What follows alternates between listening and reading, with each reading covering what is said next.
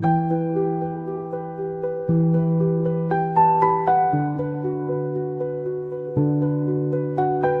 artistas que entran en la historia del arte como una irrupción, con un gesto fuerte, con una biografía que parece pedir ser contada. Velázquez no. Velázquez aparece sin ruido, casi como si siempre hubiera estado ahí. No hay en su vida un momento de ruptura evidente, ni un relato heroico que lo empuje hacia adelante. Su transformación no ocurre en un instante, sino en una acumulación silenciosa de experiencia, de tiempo, de observación, de espera. Cuando hoy nos situamos ante uno de sus cuadros, la impresión es clara. Nada sobra, nada se impone. La pintura no exige atención, la recibe. No busca convencer, no argumenta, no seduce, simplemente está. Y esa cualidad no es casual.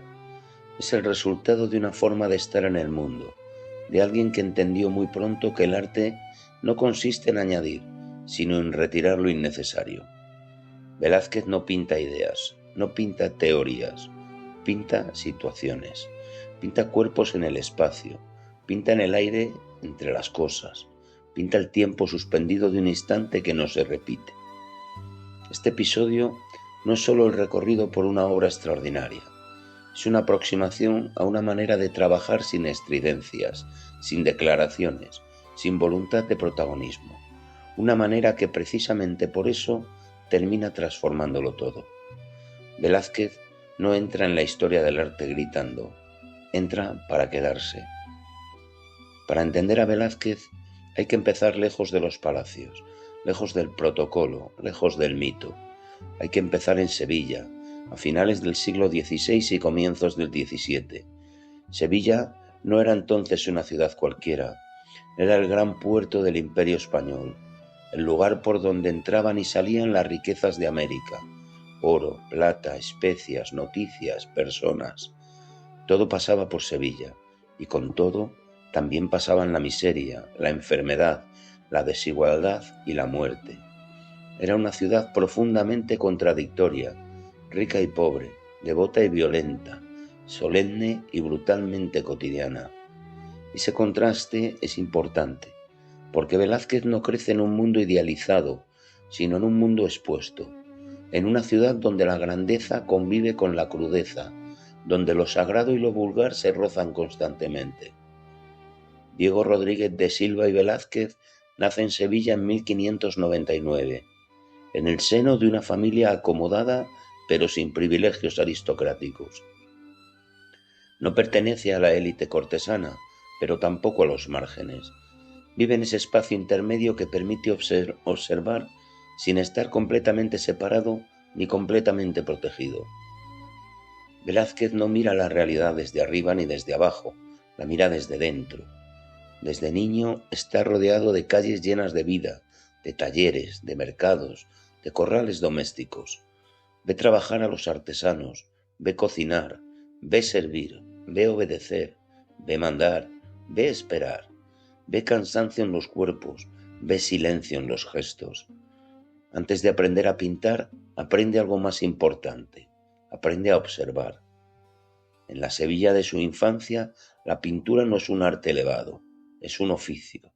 Se aprende en talleres, con disciplina, repitiendo gestos, preparando materiales. El romanticismo del artista genial no existe. Hay trabajo, hay normas y hay jerarquías. Velázquez entra pronto en ese mundo. Aprende a dibujar copiando del natural. Aprende a fijarse en la forma en que la luz cae sobre un rostro, sobre una jarra, sobre una mano. Aprende que los objetos no son neutros, tienen peso, textura, presencia. Y aprende también algo decisivo, que la realidad no necesita ser embellecida para ser interesante. Mientras otros pintores buscaban modelos ideales, cuerpos perfectos, escenas elevadas, Velázquez se fija en lo que tiene delante, en lo que ocurre cada día, en lo que casi nadie considera digno de ser pintado. La Sevilla que forma Velázquez no es un escenario heroico, es un escenario humano, y eso al final marcará toda su obra, porque cuando más tarde pinte a los reyes, seguirá mirándolos con la misma atención que aprendió mirando a los hombres y mujeres anónimos de su ciudad, porque cuando entra en el corazón del poder, lleva consigo esa mirada entrenada en la calle, en la cocina, en el silencio de lo cotidiano. Velázquez no se convierte en pintor en la corte, se convierte en pintor en Sevilla. Allí, sin saberlo, empieza a construir algo que lo acompañará siempre, una pintura que no necesita alzar la voz para ser verdadera. Velázquez entra en el taller de Francisco Pacheco, y no solo entra en un taller, entra en una escuela de pintura, entra en un sistema cultural completo, cuidadosamente regulado, donde la imagen no es una cuestión privada, sino un asunto público, moral, político. Pacheco no es un pintor excepcional en términos de genio creativo. Su importancia no está en la obra, sino en la posición que ocupa. Es teórico del arte, censor de imágenes religiosas, árbitro del decoro, intermediario entre artistas, iglesia y poder civil. Su taller en Sevilla funciona como un nodo central. Por él pasan pintores, intelectuales, poetas, clérigos. Allí se habla de pintura, pero también de doctrina, de reputación, de límites. En la España de comienzos del siglo XVII, pintar no es un acto libre. La imagen debe ser clara, correcta, comprensible. No puede inducir a error, ni a ambigüedad teológica, ni a interpretaciones desviadas. La Contrarreforma ha convertido la pintura en un instrumento de control simbólico, y Pacheco es uno de sus principales guardianes. Velázquez se forma, por tanto, en un contexto donde cada decisión pictórica tiene consecuencias. El gesto, la postura, la expresión, el uso de la luz, incluso la elección de un modelo pueden ser objeto de escrutinio. La pintura no se juzga solo por su calidad formal, sino por su adecuación moral. Pacheco enseña a Velázquez a moverse dentro de ese marco. Le transmite el valor del dibujo correcto, de la composición ordenada, del respeto a la tradición. Le introduce en la lectura de tratados, en la reflexión teórica sobre el arte. Le inculca la idea de que el pintor no es solo un artesano, sino un intelectual, alguien que piensa lo que hace, pero sobre todo Pacheco le enseña algo menos visible y más decisivo: cómo funciona el poder cultural. Velázquez observa ese funcionamiento desde dentro. Aprende que el talento por sí solo no basta, que la carrera de un pintor depende tanto de su habilidad como de su capacidad para navegar un entramado de normas, relaciones y expectativas. No hay en esta etapa un conflicto abierto entre maestro y discípulo, no hay ruptura. Pacheco aprecia el talento de Velázquez, lo protege, lo promociona. Velázquez, por su parte, asimila con rapidez todo lo que el taller le ofrece. Pero hay una diferencia silenciosa. Mientras Pacheco concibe la pintura como un lenguaje que debe decir correctamente, Velázquez empieza a interesarse por lo que la pintura puede mostrar sin explicar. Mientras el sistema insiste en la claridad del mensaje, él presta atención a la ambigüedad de la experiencia, no como provocación, sino como constatación de la realidad. Velázquez no rechaza las normas, las comprende, y al comprenderlas aprende también dónde se pueden tensar. Este aprendizaje será fundamental más adelante, cuando llegue a la corte. Allí, el control de la imagen será aún más estricto, pero también más sofisticado. Velázquez sabrá entonces cómo operar con libertad sin desafiar frontalmente el sistema, cómo introducir complejidad sin romper el marco. En el taller de Pacheco se forma, algo más que una técnica, se forma una inteligencia estratégica, una manera de entender que la pintura no existe en el vacío, que siempre está situada en un contexto de poder, de expectativas, de límites. Y Velázquez aprende a trabajar dentro sin confundirse con ese contexto. Esta etapa explica por qué Velázquez no será nunca un pintor marginal, ni un rebelde visible. Su modernidad no vendrá de la confrontación, sino del desplazamiento, de decir menos de lo que se espera, pero con mayor precisión. de cumplir las reglas mientras las vacía de retórica. Pacheco le da las herramientas, Velázquez decide cómo usarlas, y en esa decisión marcarán su trayectoria, porque a partir de aquí Velázquez sabrá algo que muchos artistas nunca llegan a entender del todo, que la verdadera libertad en un sistema cerrado no consiste en romperlo, sino en habitarlo con lucidez. Hay un momento importante en la carrera de Velázquez, un momento en el que todavía no ha llegado a la corte, todavía no ha pintado reyes, todavía no es un hombre consagrado, pero ya ha tomado una decisión profunda. ¿Qué es lo que merece ser pintado? Velázquez empieza pintando lo que tiene cerca, y lo que tiene cerca es una cocina. No una cocina idealizada, sino un espacio real, cerrado, silencioso. En su obra Vieja friendo huevos, una mujer mayor se concentra en su tarea. Un muchacho observa. Sobre la mesa, los utensilios cotidianos, el mortero, la jarra, los huevos, el cuchillo. Nada se subraya, nada se explica. Todo está ahí porque forma parte de la vida. La mujer no nos mira, no posa, no interpreta un papel. Está trabajando. La luz entra de lado y se posa sobre los objetos con una precisión casi táctil. El aceite brilla, el huevo parece frágil, la cerámica pesa.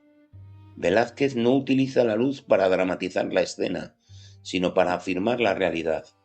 La pintura no embellece lo que vemos, lo hace existir con más intensidad.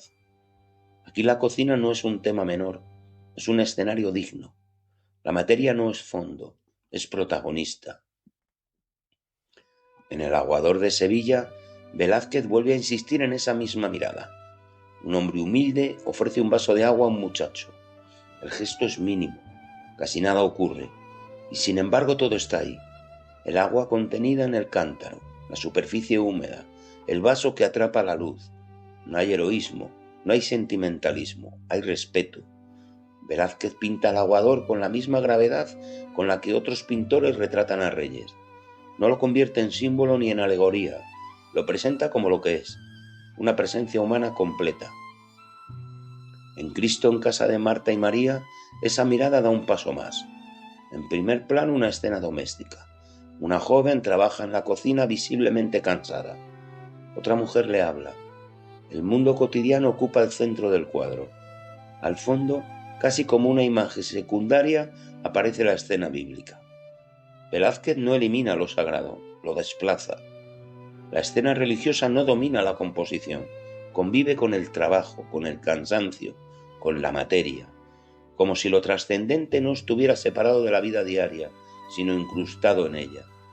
En todos estos cuadros, la luz cumple la misma función. No teatraliza, revela. Una luz lateral, sobria, contenida, que construye el espacio y explica las formas. Una luz que no busca emocionar, sino comprender. Estos primeros cuadros no son ejercicios juveniles, son una declaración silenciosa. Velázquez nos está diciendo que la grandeza no depende del tema, sino de la mirada, que no hay vidas pequeñas cuando se miran con atención. Por eso cuando más tarde pinte al rey, no cambiará de lenguaje. Aplicará el mismo principio que aprendió aquí, entre jarras, huevos y agua. Mirar sin adornos, sin condescendencia, sin ruido. La pintura de Velázquez no nace en el palacio, nace en el silencio de lo cotidiano. Cuando abandona Sevilla no deja atrás una etapa inmadura, deja una posición ya definida, una manera clara de enfrentarse a la pintura. Lo que cambia al llegar a Madrid no es su forma de trabajar, sino lo que ahora está en juego. En la corte, la pintura deja de ser solo una cuestión de observación y se convierte en una herramienta de representación. La realidad ya no es neutra, tiene consecuencias. Y ahí empieza la verdadera prueba. Llegar a Madrid no fue solo un cambio de ciudad, fue un cambio de mundo. Llega por primera vez en 1622, con poco más de 20 años. No llega todavía como pintor del rey, llega para observar, para medir la distancia entre el taller sevillano y el centro del poder. Ese primer viaje no tiene aún consecuencias oficiales, pero deja algo muy revelador. Pinta el retrato de Luis de Góngora. No es un encargo cortesano, no es propaganda. Es el retrato de un poeta famoso, temido, admirado, polémico. Un hombre de prestigio intelectual, no de autoridad política. Y Velázquez lo retrata sin concesiones. El rostro de Góngora aparece severo, casi duro. La mirada es penetrante. No hay idealización ni embellecimiento, ni gesto amable. Velázquez no intenta suavizar al personaje.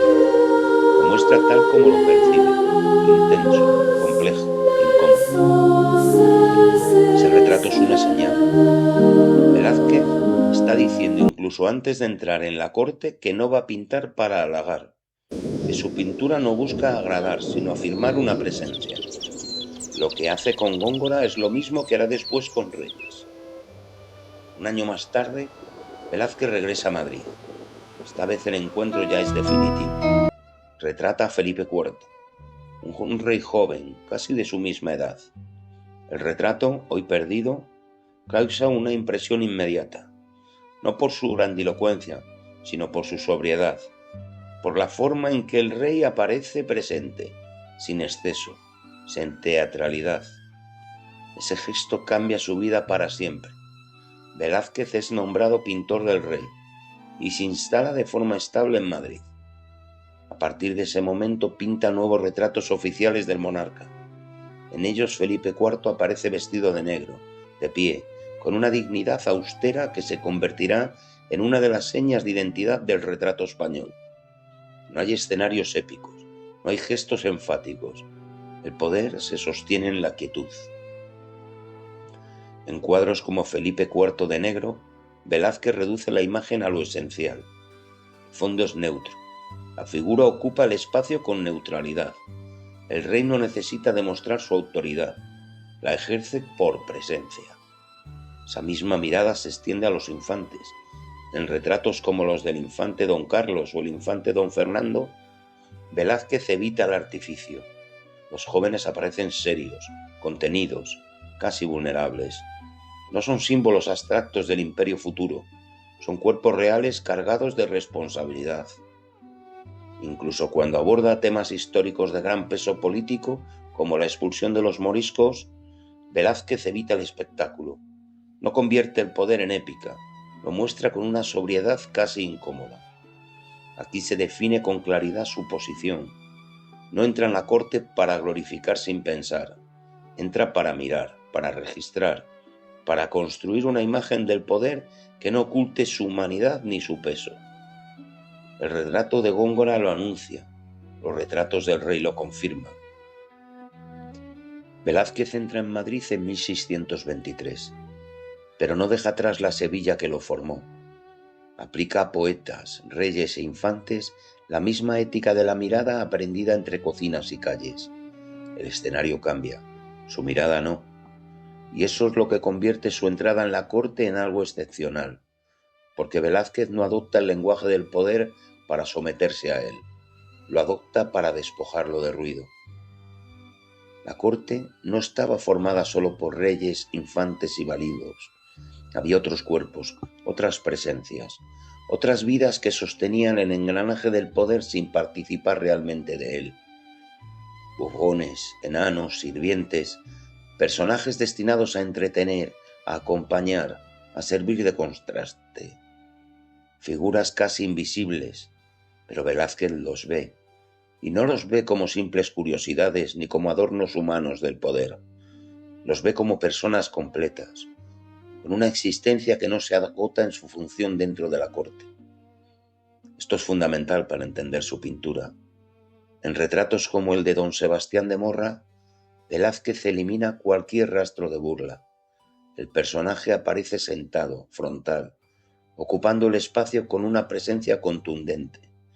No hay gesto cómico, no hay escenario que lo rebaje. El fondo es neutro. La atención se concentra en el rostro, en la postura, en la mirada directa. Sebastián de Morra no entretiene a nadie, mira al espectador. Y esa mirada es incómoda.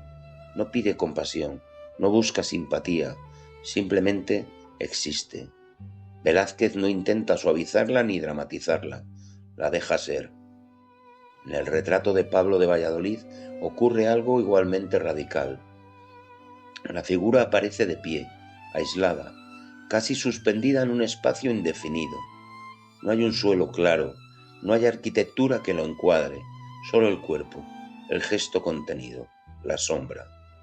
Es como si Velázquez hubiera eliminado todo lo accesorio para obligarnos a mirar lo esencial, una presencia humana sostenida por la pintura. Estos retratos no son excepciones, forman un conjunto coherente. En todos ellos Velázquez se niega a convertir a estas personas en caricaturas. No las pinta como tipos, las pinta como individuos. Y al hacerlo rompe una jerarquía silenciosa.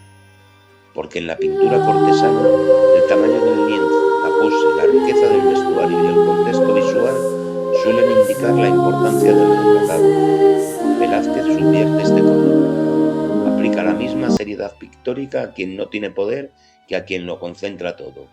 La técnica es la misma, la atención es la misma, el respeto es el mismo. En un mundo obsesionado con la representación del poder, Velázquez introduce una idea peligrosa, que la dignidad no depende del rango, sino de la mirada que se posa sobre el cuerpo. Incluso cuando estos personajes aparecen en escenas más amplias, no son accesorios, no están ahí para rellenar el espacio, tienen peso, tienen presencia, tienen silencio, y ese silencio es importante.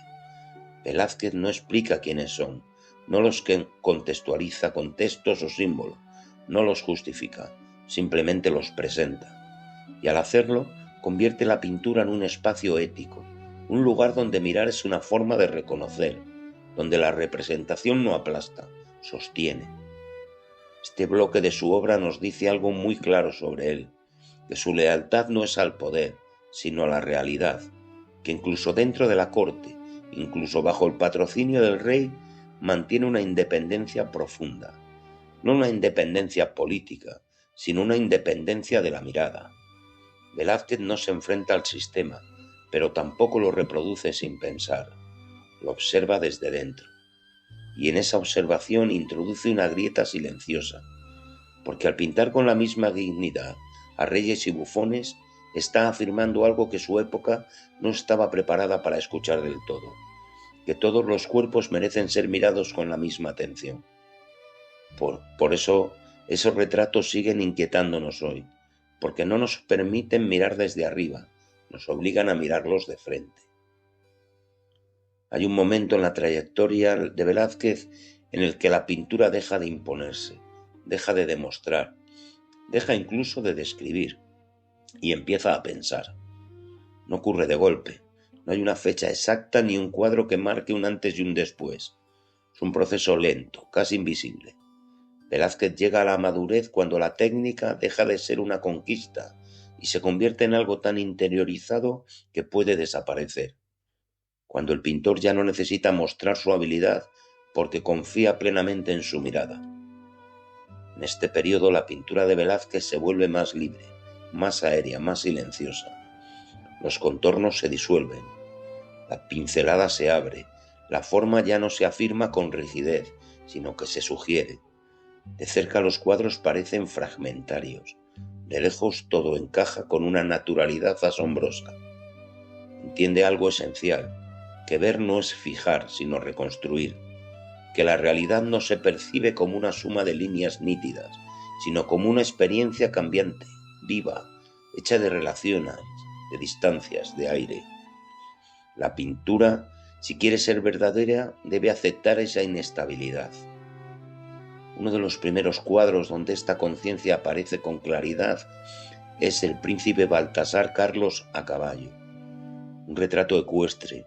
Por tradición es un género de exaltación. El caballo se alza, el jinete domina, el poder se impone mediante el gesto heroico. Velázquez, sin embargo, hace algo distinto. El príncipe es un niño. El caballo no se encabrita de forma teatral. El paisaje se abre, respira. No hay dramatismo excesivo ni tensión artificial. La figura no aplasta el espacio, convive con él. Aquí el poder ya no se construye desde la fuerza, sino desde la presencia. El retrato no grita autoridad, la insinúa. Y en esa insinuación hay una comprensión profunda del tiempo. Este niño heredará un mundo que ya empieza a resquebrajarse. Velázquez no lo dice, lo deja flotar en el aire del cuadro. El espacio se convierte en pensamiento. Esa misma madurez se manifiesta de forma magistral en la rendición de Breda. Estamos ante una escena histórica, política, cargada de ideología. Velázquez podría haber pintado el momento de la victoria, un gesto triunfal, la humillación del vencido. Sin embargo, no lo hace.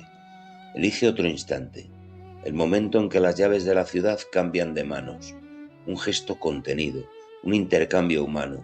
El vencedor no alza el brazo, el vencido no se arrodilla de forma teatral. Ambos se miran, se reconocen. Velázquez transforma la historia en un encuentro.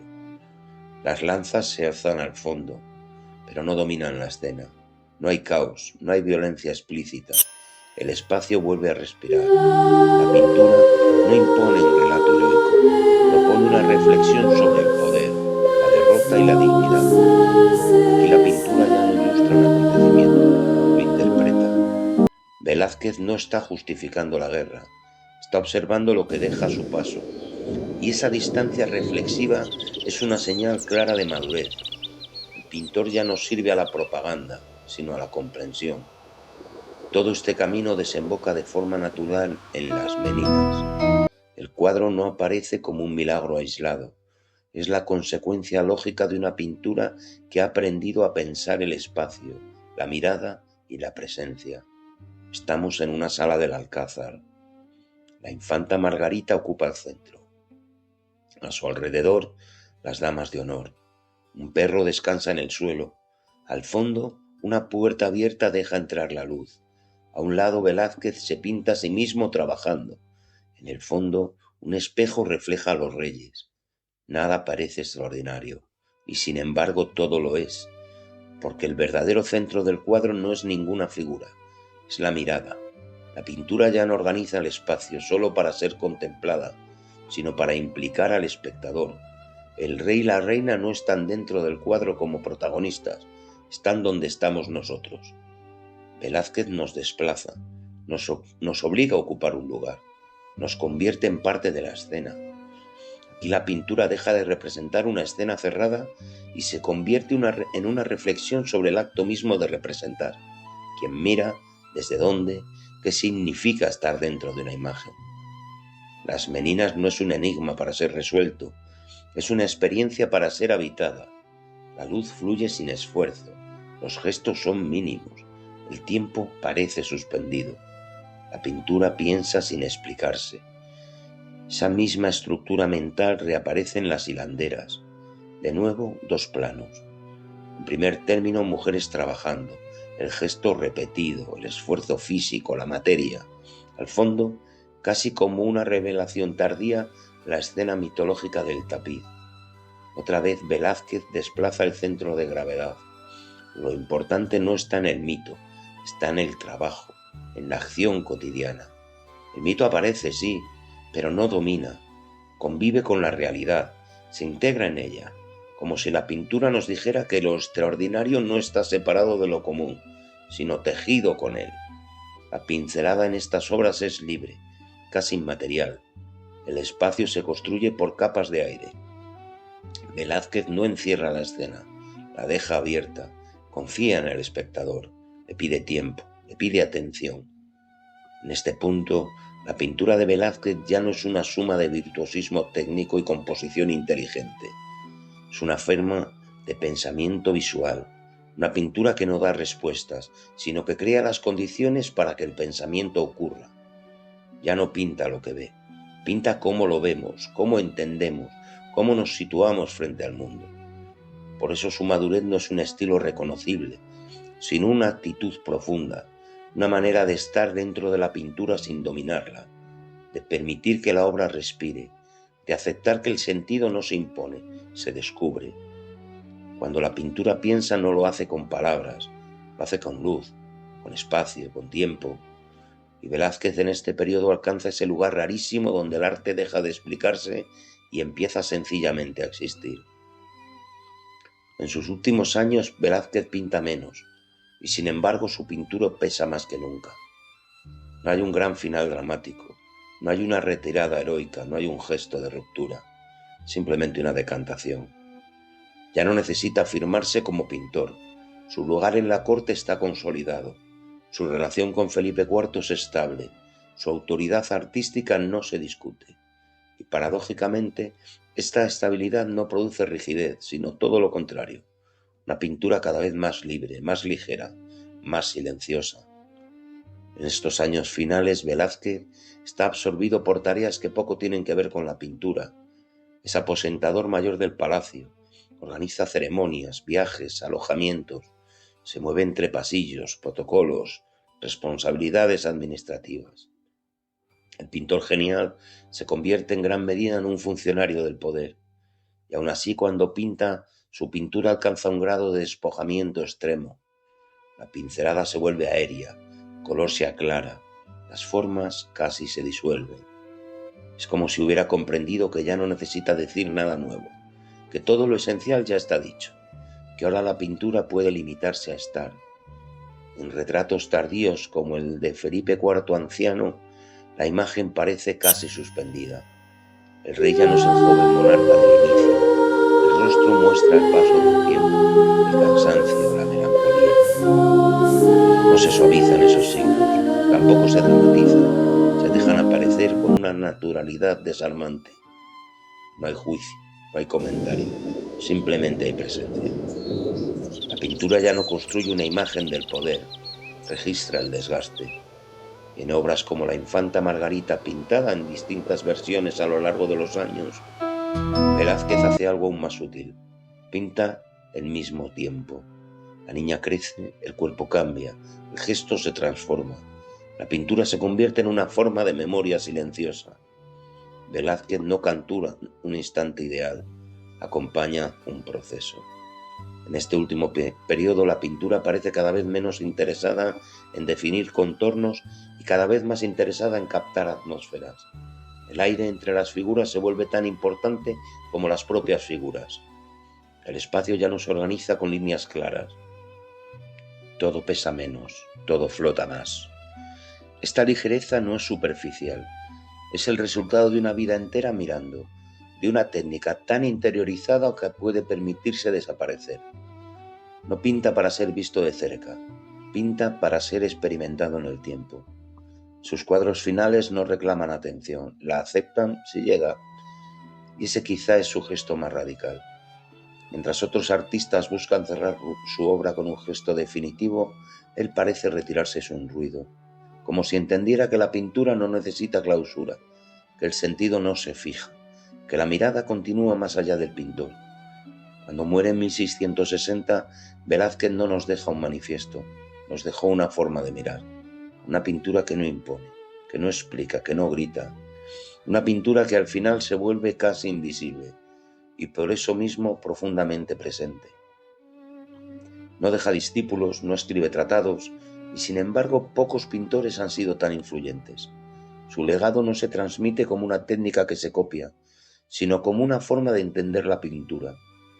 No enseña qué pintar, ni siquiera cómo, enseña algo más difícil, nos enseña cómo mirar. Por eso su influencia no se concentra en una época concreta, se extiende a lo largo de los siglos, reaparece una y otra vez, cada vez que la pintura se hace preguntas por su propia verdad. Durante mucho tiempo fue admirado, sobre todo en España. Fuera, su obra era conocida pero no plenamente comprendida. Eso cambia en el siglo XIX, cuando los pintores empiezan a mirar al pasado no para imitarlo, sino para dialogar con él.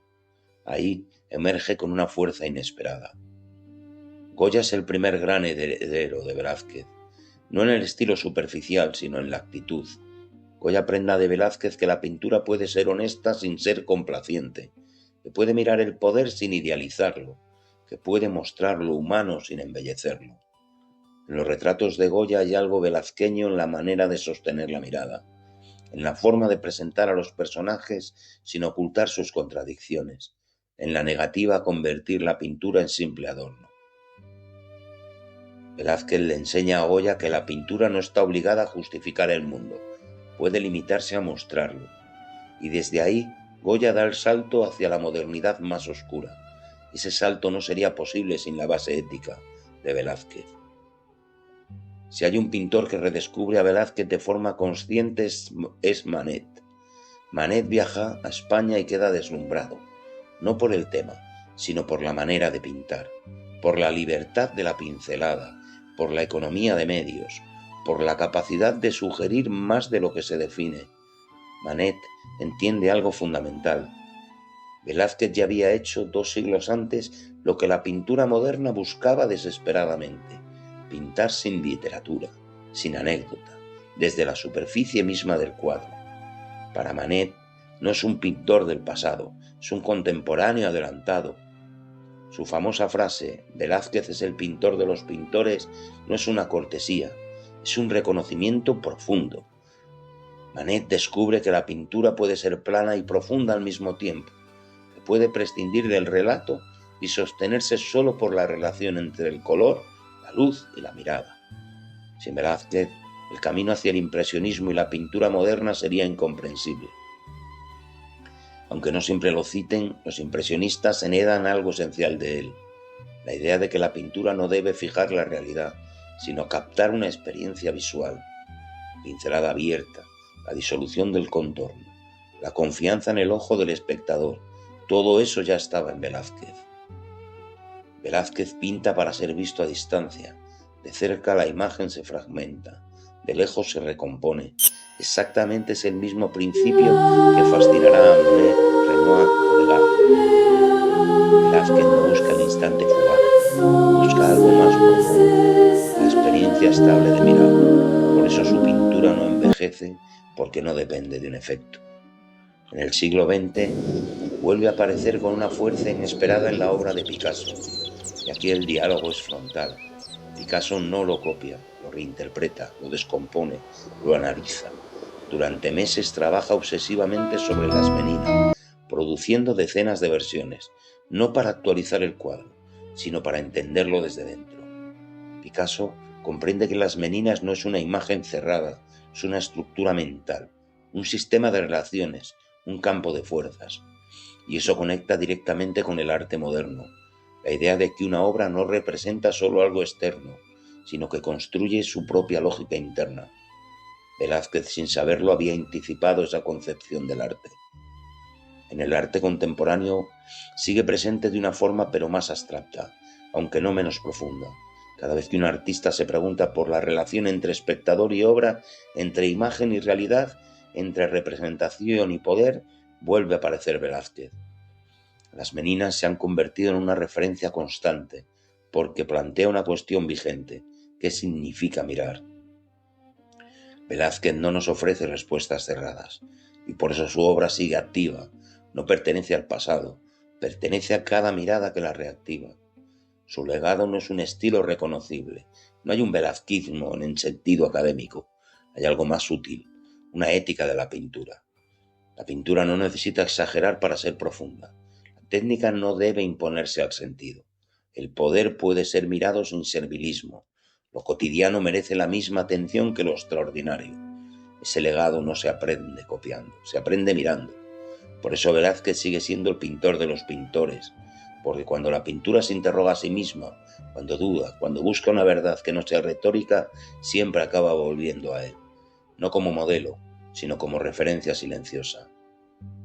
No dictó un camino, abrió un espacio, y ese espacio sigue siendo habitable siglos después. A lo largo de su vida, Velázquez aprendió a mirar sin imponer, a mirar sin idealizar, a mirar sin ruido, desde la cocina sevillana hasta la sala del Alcázar, desde el rostro anónimo hasta el del rey. Su mirada fue siempre la misma, atenta, contenida, profundamente humana. No buscó lo extraordinario, permitió que lo extraordinario apareciera en lo cotidiano. En esa manera hay algo de lo que se sigue hablando hoy. Vivimos rodeados de imágenes que reclaman atención constante, imágenes que gritan, que compiten, que se imponen.